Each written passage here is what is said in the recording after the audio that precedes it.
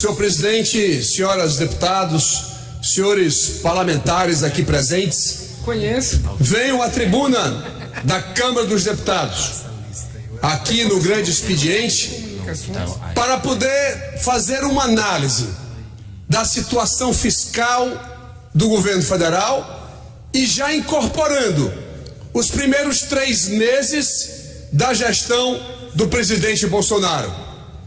É de muita preocupação, com muita preocupação, que venho hoje, portanto, mais uma vez, à tribuna desta casa, para poder, primeiro, relembrar um pouco a campanha presidencial. Quando candidato a presidente da República, Ciro Ferreira Gomes, cabendo a mim a coordenação do seu programa econômico, naquela época, nós propusemos, o presidente Ciro propôs, todo um programa de aumento de receita, tornando inclusive a carga tributária mais justa, ao mesmo tempo todo um programa de despesa, cortando ajustes, enfim, e lá naquele momento, o presidente Ciro falou ao Brasil e ao mundo de que em 24 meses o Brasil seria capaz de recompor a sua capacidade de investimento, ou seja, o Brasil conseguiria eliminar o seu déficit primário, que desde 2014, 15, 16, 2017, 2018 e 2019, que é o que eu vou falar agora. Mas quando o presidente Ciro falou que 24 meses seriam suficientes para obter essa solução, o então colega, companheiro, então candidato a ministro Paulo Guedes, num debate que tivemos numa determinada instituição financeira, lá ele disse que em 12 meses, vou repetir, ele disse que em 12 meses ele seria capaz de resolver o déficit primário do governo federal. Para os nossos telespectadores, o resultado primário nada mais é do que quando você soma todas as receitas e aí vê se dá para pagar as despesas, sem que nas despesas estejam incluídos os pagamentos dos juros da dívida pública. Portanto, o conceito de primário é você levar em conta na despesa o pessoal, o custeio, a previdência e os investimentos. Portanto, os juros da dívida, como também a amortização, fica fora. Então nós chamamos esse resultado de resultado primário. Pois pasmem os brasileiros e brasileiras que nos veem e nos escutam nesse momento.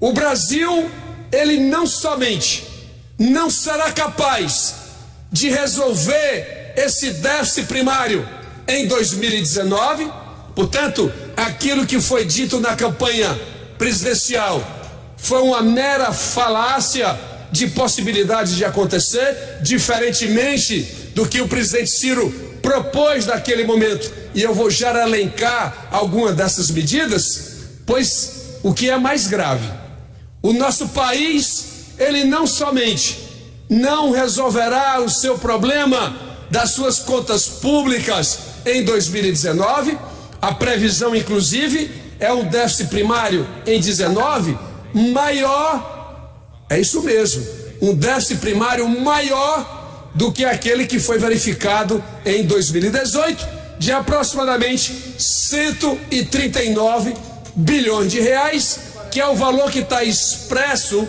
no projeto de lei que envolve a lei de diretrizes orçamentárias, que chegou nesta casa anteontem e que, portanto, já demonstra o total desequilíbrio financeiro que o governo federal está entrando. Aliás, já vinha ainda desde a presidenta Dilma, que em 2014 já apresentou déficit primário negativo e que reproduziu em 2015, inclusive em 2016, até uma certa parte. O que, portanto, esperávamos que isso pudesse ser corrigido, mas infelizmente não é a questão que estamos encontrando. Aliás, o déficit primário de 2019 de 139 bilhões, ele permanece negativo, não somente para o ano, mas ele permanece negativo também até 2022, até o fim, e eu sei lá se chega até o fim o atual governo, porque a previsão econômica dos números apresentados pelo próprio governo é de que esse déficit primário não seja resolvido até 2022. E o primeiro indício desse desequilíbrio de tamanha monta, de tamanha magnitude, está fazendo com que os gastos com educação, por exemplo, com os gastos de saúde, com os gastos de segurança pública, quando você compara esses 3 meses ou anualizado, como queira, você observa uma redução nos valores, portanto, na capacidade do governo federal de poder, portanto, atender às demandas da população brasileira. Ora, se não resolve em 2019 e não se resolve até 2022, para onde estão indo esses recursos que cada vez ficam menores na gestão primária?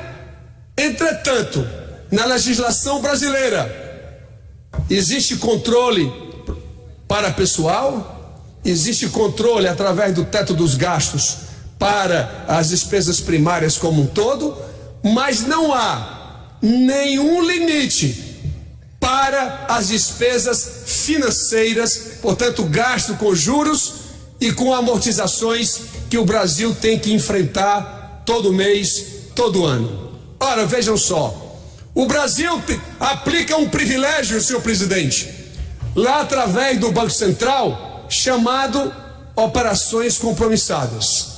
O sistema bancário brasileiro, quando termina o seu dia, e aí as sobras de caixas existentes dentro desse tal mercado do sistema financeiro, sabe o que é que acontece, senhoras e senhores? O Banco Central, ele tem um mecanismo chamado operação compromissada, aonde ele vende títulos do Tesouro para o mercado, recebe esse dinheiro de volta e paga juros, pagará a Selic, e aí esse prazo que era para ser pelo Tesouro de 36 meses, de 60 meses, de 10 anos, o Banco Central, ele dá esse título com compromisso de recompra de 4 dias, de 20 dias ou de prazo médio de 30 dias, o que significa, brasileiros e brasileiras, que o Banco Central está entregando por ano, só nesse manejo equivocado de fazer esse fechamento da sobra de caixa sob o pretexto de enxugar a liquidez da moeda brasileira, o Banco Central, aliás, no fundo, na realidade, quem está pagando tudo isso é o Tesouro Nacional. São os brasileiros que dos quase 390 bilhões de juros que foram pagos na dívida pública, 82 bilhões se referem exclusivamente a essas operações compromissadas, que hoje já representam quase 18% do produto interno bruto brasileiro, que representa praticamente 1/4, 25% do total da dívida brasileira, que cresce exponencialmente. E aí está o grande componente de gasto que o governo federal está fazendo, e ninguém fala nisso. Parece que é um assunto, senhor presidente, senhores deputados, senhoras parlamentares, parece que é um assunto proibido de se falar aqui no Brasil, porque 82 bilhões, aliás, a moda agora é multiplicar por 10 anos. Então, 82 bilhões multiplicado por 10 são 820 bilhões de reais. Dá de chinelo na reforma da Previdência. Muito mais rápido, muito mais justo socialmente, não recai sobre o menos favorecido, e essa é uma reflexão que eu estou, portanto, buscando aqui na Câmara dos Deputados, para que o Brasil possa acordar para essa gestão que é equivocada. Aliás, há uma diferença entre o valor da dívida pública brasileira que o Tesouro diz que tem e o valor real da dívida pública que é expresso lá no Banco Central. Porque aqui no Brasil, o Banco Central não tem título próprio para fazer política monetária, ou seja, para enxugar ou para expandir a moeda na economia. Ele faz isso através de títulos do Tesouro Nacional. O Tesouro entrega títulos para o Banco Central e o Banco Central, portanto, é que conduz, né, essas operações, aplicando esses privilégios que hoje são chegados ao sistema financeiro nacional, que em 2018, senhoras e senhores deputados, brasileiros e brasileiras, o lucro do sistema bancário brasileiro foi de aproximadamente 98 bilhões de reais, enquanto a indústria está reduzindo o seu potencial de crescimento, de geração de emprego, enquanto o comércio vem aí tentando sobreviver a esse ritmo lento da atividade econômica, o sistema financeiro está aí recebendo valores tão vultosos que precisam ser urgentemente combatidos,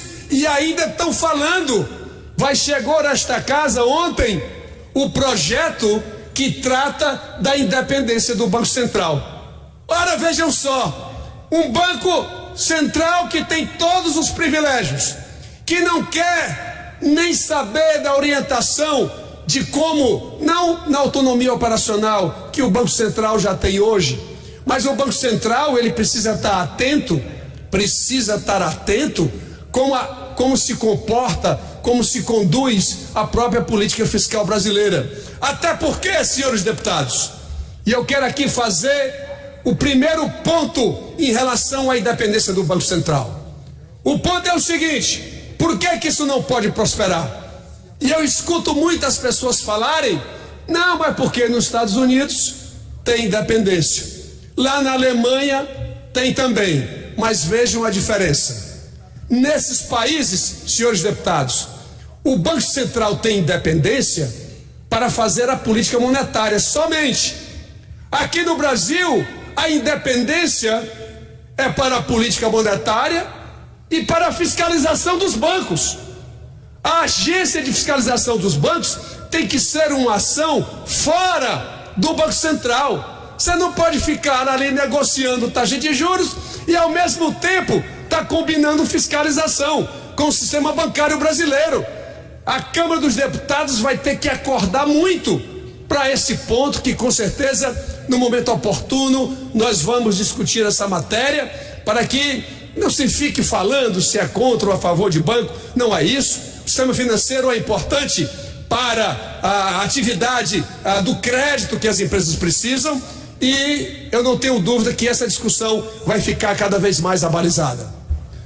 Deputado Mauro. Pois não, deputado Edmilson. Tive o privilégio de, no meu primeiro mandato, o anterior a este, conviver com o pai de Vossa Excelência, sua sabedoria, sua gentileza, fraternidade, e agora ter o privilégio de conviver com Vossa Excelência. Dizer que nós não podemos, por principismo, ser contra mudanças num país onde há tanta desigualdade e onde as instituições são tão imperfeitas, como todas são. Então, quando se fala em reformar alguma coisa, pode-se pensar em qual tipo de reforma. Acho que me incomoda muito que tanto o Temer quanto o atual governo tenham mandado projetos para cá sem a seriedade de, coordenados por uma equipe econômica, contratar, até de órgãos independentes, cálculos complexos como cálculos atuariais, colaborar com estados e municípios, seus regimes próprios, para ajudar nesse trabalho de diagnóstico e de projeção do sistema, não é? querido, mas Não foi feito. Até hoje não há respostas. Você vai economizar em 10 anos, como Vossa Excelência fez referência, 1.165 bi. Mas pergunta, como é que isso está dividido entre as classes sociais brasileiras? Como é que você diz que combate privilégios se não tem nenhum compromisso com a reversão dessa estrutura regressiva tributária brasileira, por exemplo? Então, o estudo coordenado por um colega seu, economista, Eduardo Fagnani, da Unicamp, encomendado até pelas entidades Anfip e Fenafisco, mostram que é possível até economizar 1.570 tri, aumentando o imposto de renda para 35% e para 40%, e não mais 27,5%, para os salários superiores, respectivamente, a 40 mil ou 60 mil. Esse pode ser um caminho? Pode, não é o único, mas apenas mostra-se que ao invés de 1.160.000 ou algo próximo disso, você pode até economizar quase 1 trilhão, aliás, 1.600.000.000. Só que o governo prefere jogar sem nenhuma responsabilidade, sem nenhum cálculo sério, uma proposta que vai atingir assalariados de até 3 salários mínimos na ordem de 35 milhões, quando se inclui os aposentados, os idosos muito pobres, enfim, os pensionistas, etc. Então, há caminhos diferentes. Queria parabenizar Vossa Excelência quando analisa o sistema da dívida, essas operações compromissadas, mostrando que há caminhos, se o governo quiser realmente combater privilégios. Eu queria só agradecer, pedir desculpa por ter me alongado e fazer uma proposta. Vamos ser parceiros na CMO para debater essa questão da autonomia do Banco Central. Eu já estou preparando, a minha equipe preparando uma proposta. Quem sabe a gente faz um grande debate sobre o tema. Eu agradeço a Vossa Excelência pelo estímulo que me dá na tarde de hoje, e também ao mesmo tempo, deputado Edmilson, dizer que ano passado o presidente do Banco Central não veio à CMO. Está na hora de nós requerermos a vinda do presidente do Banco Central aqui na CMO, para que nós possamos discutir, dentre outros assuntos, essa questão das operações compromissadas, que já encontra-se na faixa de 1 trilhão, eu vou repetir, de 1.228 bilhões de reais, e lá drenando dos contribuintes brasileiros quase 100 bilhões de juros, 82 bilhões de juros por ano. E até como bem disse Vossa Excelência, o regime tributário brasileiro, ele é muito regressivo. O Brasil talvez tenha o sistema tributário mais regressivo do mundo. Dos 2 trilhões que o Brasil arrecada de tributos todo ano, 1 trilhão e 100 são recursos, são impostos, digo melhor, sobre o consumo, que recai sobre a população mais pobre. Se nós olharmos, por exemplo, o imposto sobre propriedade, nós vamos encontrar uma receita de 394 bilhões. É a total característica de que o rico não paga praticamente nada.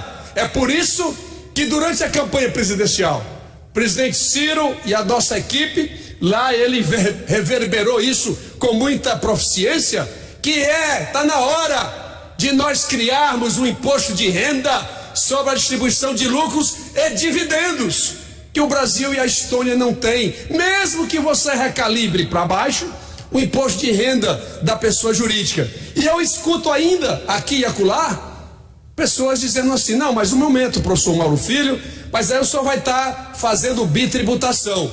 E não existe nada de bitributação. Quem vai pagar o tributo é a pessoa física que está recebendo o dividendo.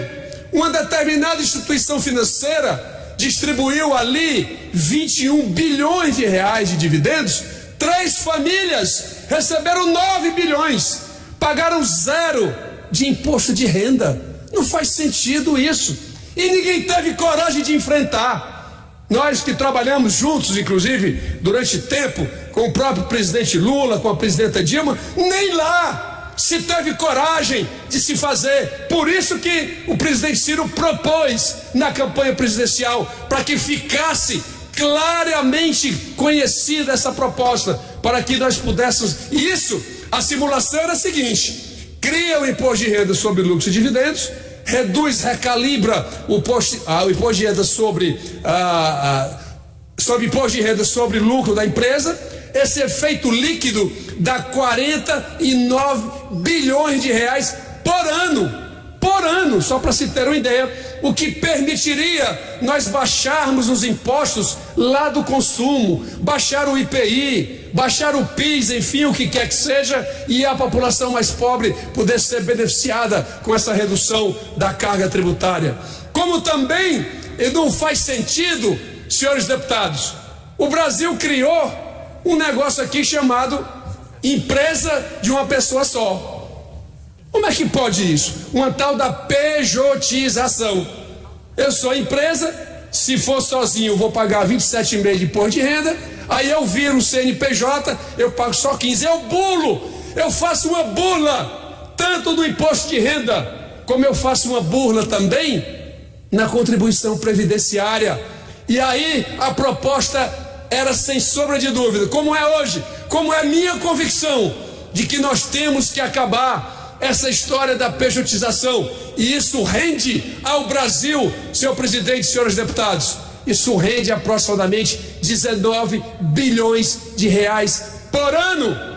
E portanto esses pontos precisam ser urgentemente debatidos, para que a gente não faça recair sobre a população menos favorecida todo o ônus que se tenta colocar, inclusive na discussão da reforma da Previdência. Não essa que está sendo proposta aqui, que é do 1,072 trilhão, 850 bilhões recai sobre o trabalhador do setor privado de salários mais baixos. Mas que o Brasil precisa ter uma estrutura previdenciária mais adequada, precisa, com certeza, nós propunhamos à época um sistema multipilar, um pilar social com um salário mínimo de remuneração e não de R$400, um pilar ainda de repartição e ainda calculando ali entre R$4.000 e R$5.000, e a partir daí um regime de capitalização com dupla contribuição do trabalhador e a patronal, como já tem hoje no governo federal, no FUNPRESP, como já tem o governo da Bahia,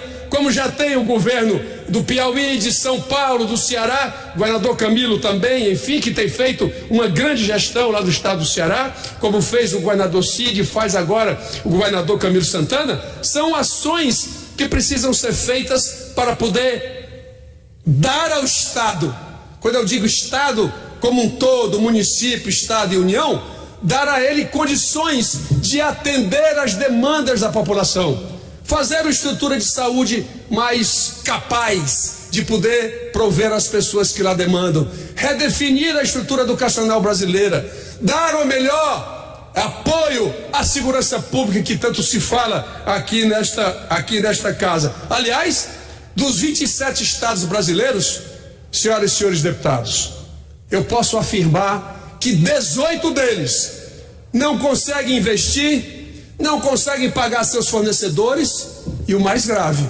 não estão conseguindo nem mesmo pagar os seus servidores.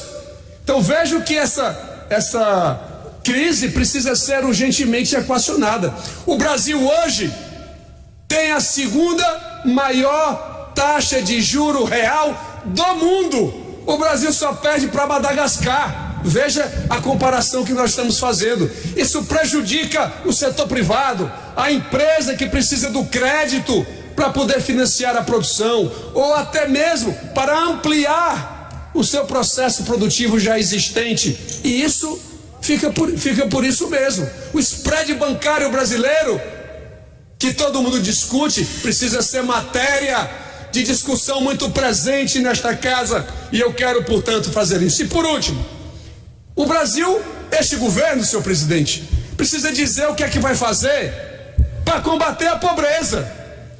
Este governo precisa dizer como é que vai distribuir a renda nesse país, porque nós não podemos ficar somente nessa agenda de previdência, na agenda da reforma tributária, que eu obviamente me estimulo muito a debater, como estou fazendo aqui hoje, mas nós precisamos saber, e não vai ser colocando o salário mínimo sem ganho real que ele vai conseguir fazer distribuição de renda.